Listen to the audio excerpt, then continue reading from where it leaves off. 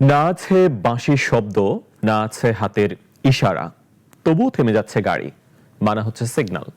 কারণ এবার রাজধানীর ট্রাফিক নিয়ন্ত্রণে নেমেছে কৃত্রিম বুদ্ধিমত্তা, যে প্রযুক্তি শুধু নজরদারি করছে না, আইন ভাঙলেই স্বয়ংক্রিয়ভাবে পাঠিয়ে দিচ্ছে মামলা। রাজধানীর ট্রাফিক ব্যবস্থায় এই নীরব প্রযুক্তি বিপ্লব নিয়ে প্রিয়ন্ত মজুমদারের রিপোর্ট।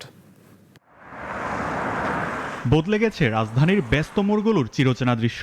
ট্রাফিক পুলিশের উপস্থিতি ছাড়াই সিগন্যাল মেনে সুশৃঙ্খলভাবে চলছে যানবাহন।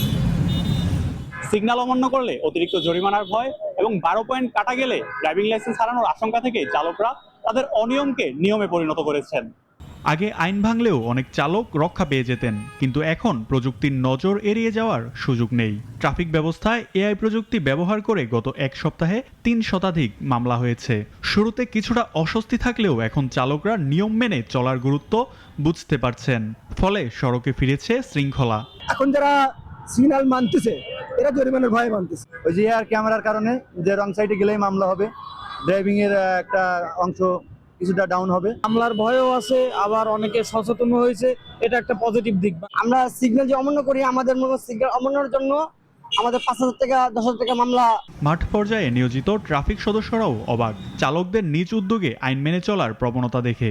ড্রাইভার যারা গাড়ি চালাচ্ছে আর কি, তারা আসলে আমাদের চেয়ে বেশি সচেতন হয়ে গেছে। মানে তারা লাল বাতি জ্বললেই থেমে যাচ্ছে, সবুজ বাতি জ্বললেই চলতেছে। রাজধানীর প্রতিটি গুরুত্বপূর্ণ পয়েন্টে কার্যকরভাবে এই প্রযুক্তি স্থাপন ও সঠিক ব্যবহার নিশ্চিত করা গেলে নগরবাসী ধীরে ধীরে মুক্তি পেতে পারে দীর্ঘদিনের যানজট ভোগান্তি থেকে।